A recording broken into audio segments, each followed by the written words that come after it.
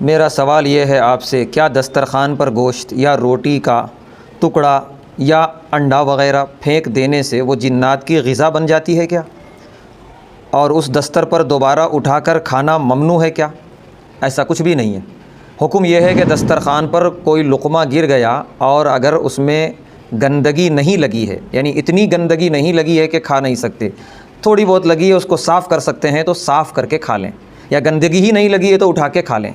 बहुत ज़्यादा गंदगी लग गई तो फिर उसे छोड़ दें। छोड़ा हुआ लुक़मा जिन्नात की ग़िज़ा नहीं है।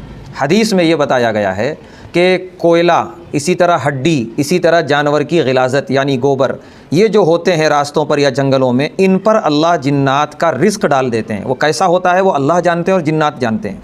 तो ऐसी चीज़ों पर हदीस शरीफ में पेशाब करने से मना किया गया है, क्योंकि वो जिन्नात की ग़िज़ा है। बाकी दस्तरख़्वान पर गिरा हुआ लुक़मा वो हमारी ग़िज़ा है, उठा कर खा सकते हैं, खा ले, खाने के लायक है तो, नहीं तो छोड़ दें।